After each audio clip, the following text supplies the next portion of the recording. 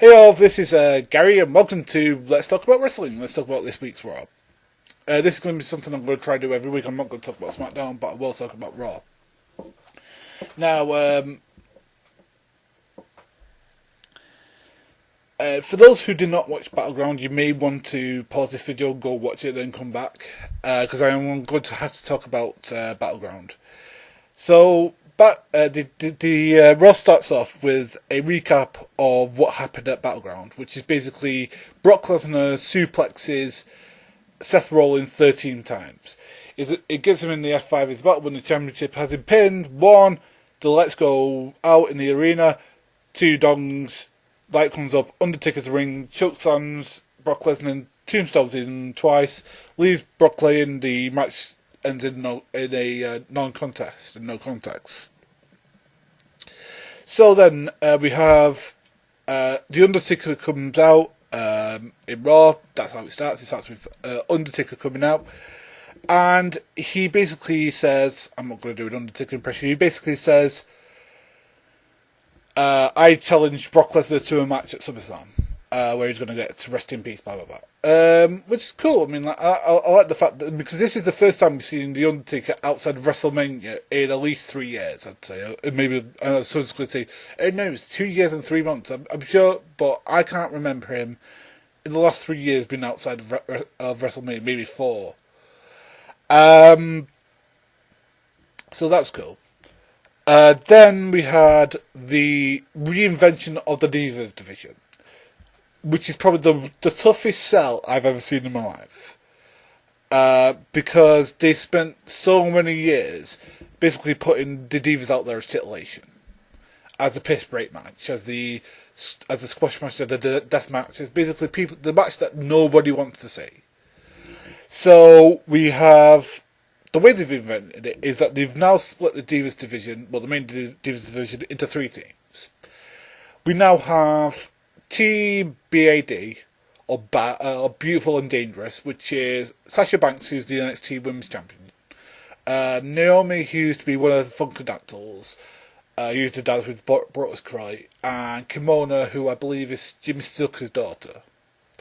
Then we have Team Bella, who's Alicia Fox, Brie Bella, and the WWE Women's Champion, who is Nikki Bella. Then we have they don't have a team name, but I'm going to create one. Team Good Wrestler, who is Charlotte Flair, or Becky Lynch and Paige. So those 6 people are in feuds with each other and stuff like that. It's pretty interesting. So they basically come out. Stephen Mann's basically said that they are basically reinventing the women's division. Now, they basically say that there's going to be a match later on between Team BAD and Team Good Wrestler, which I'll get to further down the road. So we get that. Then we get a bit where I hate this bit. Sorry, it's the triple threat thing that they've got going for the Intercontinental title, where it's the Big Show, Ryback, and The Miz. And out of those 3 people, I only sort of care about one of them. And it ain't the Big Show. And it ain't Ryback. I sort of care about The Miz because he's a dick. But at least he knows he's a dick. And that's the way he acts. He knows he's a dick. So there's that. And it always ends in the same way, with The Miz getting his ass handed to him. It's like, dudes, please stop. I mean, I do not want to see the Ryback and the Big Show wrestle. Last time it happened, I'd rather it didn't happen. This time, if it happens again, I'm really not going to care if it happens. The guys should be against the Big Show and Ryback should be against smaller, athletic guys who could either do submissions on them or do the do the fighting about the ring stuff to try and get them off the feet. That's the sort of person they should be against. They should not be against people who are about the same size as them, because it doesn't look impressive when a guy who looks like he's on steroids all the time. I'm sorry, Ryback does look like he's on steroids. Is trying to throw somebody who is 7'2", or what size bloody Big Show is, and throw him about the ring. He only did that once, And considering what we've seen Brock Lesnar do to him, it sort of ain't that impressive. Then we have the bit with Bray Wyatt. And Bray Wyatt is one of the most frustrated stars for me personally. I love Bray Wyatt. I love the Wyatt clan. I love Bray Wyatt. I think he's a great promo. I really do. And I think that when he works well, he works really, really well. But WWE have fucked him up at least 3 ways from Sunday. At least twice. Where, like, they get him into a promo with I think somebody, and it'll make no sense why he's feeling like Dean Ambrose. Why was they getting Dean Ambrose? Don't know. Just, they had nothing. I'm not even going to answer that.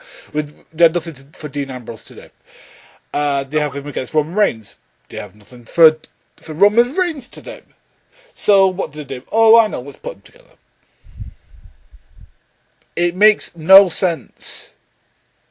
At least him against John Cena sort of made sense because John Cena is the face of the company. And he represents everything that Bray Wyatt is against. So what happened at Battleground last night was that Luke Harper rejoined the Wyatt clan. Why, we don't know.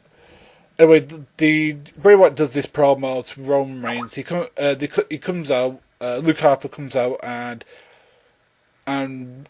Roman Reigns wins. But that's basically what happens. Then we get a thing where Paul Heyman comes out, and then The Undertaker comes out as well and starts doing this promo about. Sorry, I'm just having to remember what his buddy about how he's going to beat his thingy, and then we see the light go out, and then Brock Lesnar's in the ring, and they start fighting. And it comes a pull apart Raw, where basically the entire roster comes out and has to celebrate these two. But it was actually pretty awesome. But it shows you how effective they are, because Brock Lesnar is a bloody beast and keeps on breaking his head and belting the Undertaker in the mouth with his fists, which was pretty damn awesome. Then that keeps on happening for a while. Then we get the match between Team BAD and Team Good Wrestler, where it's pretty back and forth for a while. I mean, Becky Lynch is awesome. Paige is pretty good. I like Paige a lot. And it's not because she's British. She's a good talent. Sasha Banks is a good talent as well. So these 4 ladies are doing pretty well in the ring, and they've got Team Bella basically doing commentary next to them. Then we have Sasha Banks gets her in the bank statement, which is basically a modified crippler crossface, where she basically arches her back as she does it. It looks pretty awesome.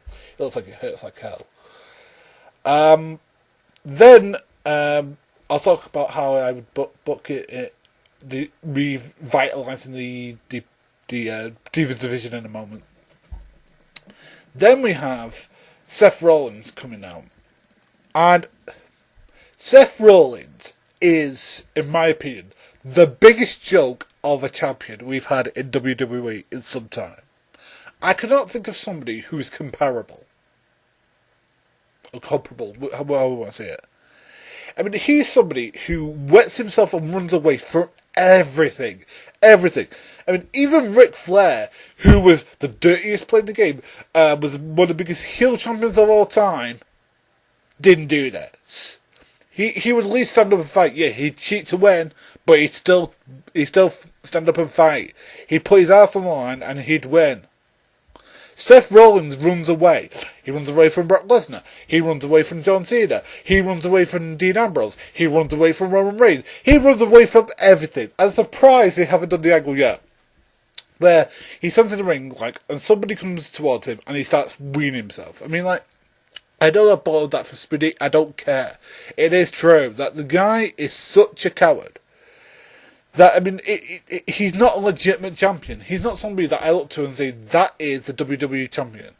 Even as a heel, he makes no sense. Because at least heels, yeah, they may be cowards, maybe they're frightened of the badass good guy, but you know what? They'll stand their fucking ground when push comes to shove. That's what gets them over. Seth Rollins is a joke, just period as a wrestler. He's the sort of wrestler that other wrestlers will laugh at. He's the sort of wrestler that other people will say, oh, well, guess who our WWE champion is? Seth Rollins, the guy who doesn't even think that he should be there to defend his title. He's not a fighting champion. He's the sort of champion who runs away from legitimate threats. And guess what? On last night, he gets suplexed 13 times. Yeah, he got a little bit of offensive where he started kicking away Lesnar's legs. But you know what that did? Shit. And you know why it did shit? Because Seth Rollins' moves do not include a submission hold. Any submission hold at all. I mean, let's say, for example, you're going against Brock Lesnar and you're working the leg. You do it if you had a submission hold.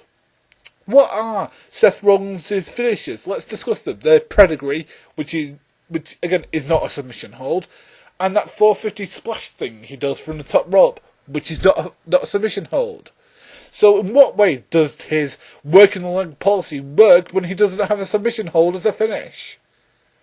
It'd work if someone somebody like, Kurt Angle if he was still in it, or somebody like Bret Hart, or somebody like, let's say, for example, if Alberto Del Rio was still there, or Daniel Bryan, if Daniel Bryan was there and he worked the arm, that would work because Daniel Bryan has a submission hold as a finish. It would work if it was somebody like John Cena. It would work because John Cena, as shitty as it looks, has that SCF thing that he does. Seth Rollins does not have a submission hold as a finish. It makes no sense, guys.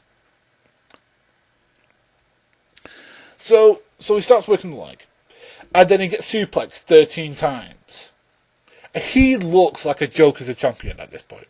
He really does. Because at this point, he looks like he should not be champion. It should be Brock Lesnar. And the only reason that Brock Lesnar isn't champion is because a 49-year-old guy decided that he didn't like the fact that it has been brought up that he was beaten fairly in a WrestleMania match a year and a bit ago. Let me just pass that logic through you again. The reason this guy's a champion is not because he's a good wrestler. It's not because he's a better technician. It's not because he found some sort of weakness in Lesnar's technique. It isn't because he just cheated to win. It isn't because, he found a way of, overcoming the odds and, beating him. No. The way he beat Brock Lesnar was by the fact that a 49-year-old Undertaker guy came out and tombstoned him twice. Then, I hate this shit. Sorry. John Cena comes out, who for me is the most frustrating star on Raw. If you think I hate Seth Rollins, that is a tenth as much as I hate John Cena. And I think John Cena is a great star. I think he's a great wrestler. For this point, he brings his A game when it's time to bring his A game. He does the right thing when it's time to do the right thing. But he doesn't do the right thing enough. And here's the point. He doesn't do the right thing on pushing new stars. And we know this from last night, where he could have lost to Kevin Owens and didn't. I know people can say, oh, well, you want Kevin Owens to be WWE champion. No, I want them to make new stars. And that's the way you do it. You built Kevin Owens to be a monster. You've built him to be a legitimate badass guy. He's basically run through the NXT roster, and anybody who doesn't watch NXT knows this guy's a badass motherfucker by the fact that he powerbombed John Cena into the side of the ring apron and basically crippled it. Well, didn't cripple him, but basically injured him for about a couple of weeks. That is what a bad guy does. And then they have him lose. Way to undercut what you're trying to achieve, guys, with this guy. So he comes out and basically says, you're not a real champion, I'm a champion, I defend this all the time, blah, blah, blah, that makes me a real champion. No, it doesn't make you a real champion. Defending it all the time does not make you a real champion, John Cena. It's about time you get the WWE and you get this through your head. Do you know what makes you a real champion? Defending it against legitimate competitors. That's what makes you a champion. Okay? The people you've beaten have been undercard guys. Yeah, maybe they're rising undercard guys, but they've been undercard guys anyway. People like Cesaro. People like Rusev, who you beat 4 times. Sorry, 3 times. Somebody like, for example, Dean Ambrose. Somebody who was taken to the limit by Bray Wyatt. Somebody you've also beaten. Again, you've not faced anybody who people legitimately think can beat you until Kevin Owens got there. And what do? You don't put him over. It's absolutely shocking. So they start square off to do stuff, and then John Cena does this and start, fuck that guy. Anyway, then we get to the final bit, which is a... sorry, I forgot to talk about the Diva match, which is... No, I didn't.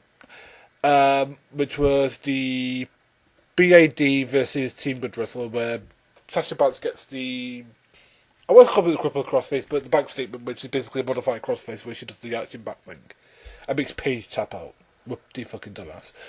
Anyway, last match is a triple threat match with Kevin Owens, Rusev, and Sheamus versus John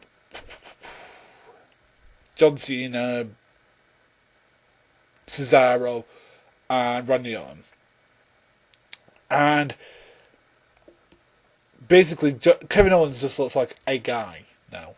He looks like a guy. He doesn't look like a killer. He doesn't look legitimate. He just looks like the guy.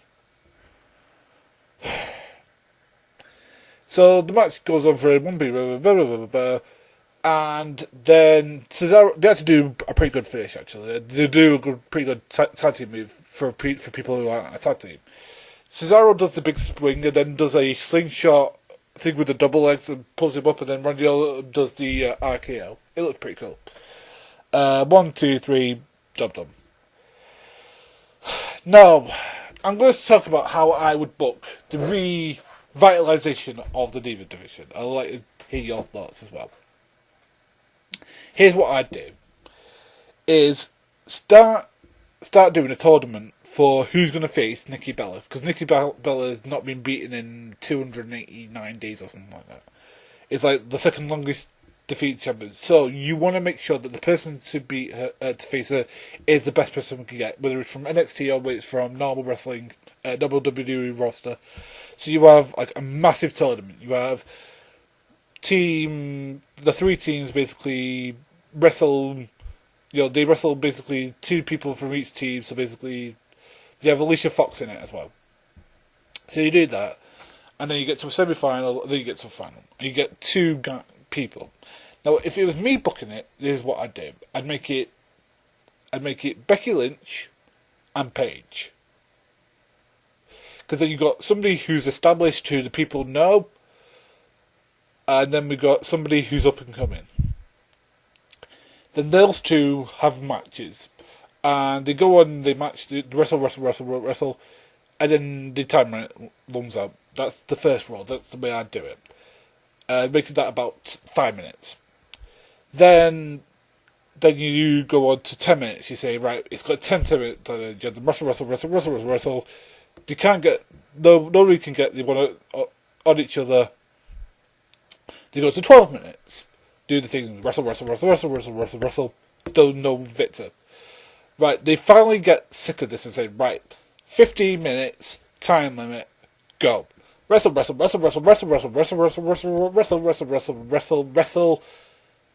and then they still can't get a victory.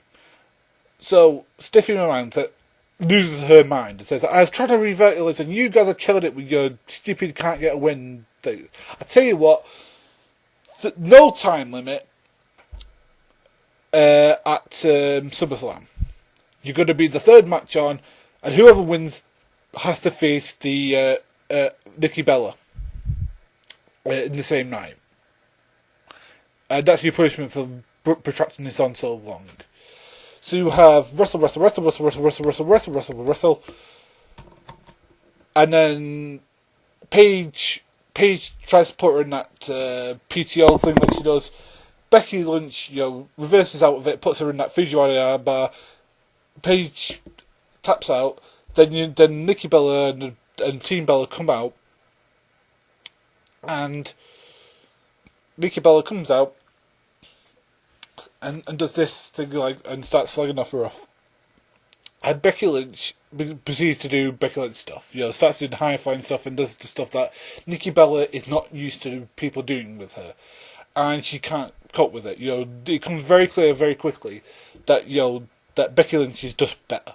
Is just better than her on this night. So she tries to pull twin magic, that doesn't work. Becky Lynch Fujiwara armbars the hell out of Brie Bella. Then she goes away. Alicia Fox tries to come in. She does like a drop kick onto the floor, and then it's just those two. And no matter what she does, Nikki Bella can't put her away for a 3 count. She tries to do the shock treatment. Sorry, I keep on calling it shock treatment. I'm sorry. She does, the flying armbar. She tries to do everything, and Becky Lynch is just going, nope, you can't keep me down for that long.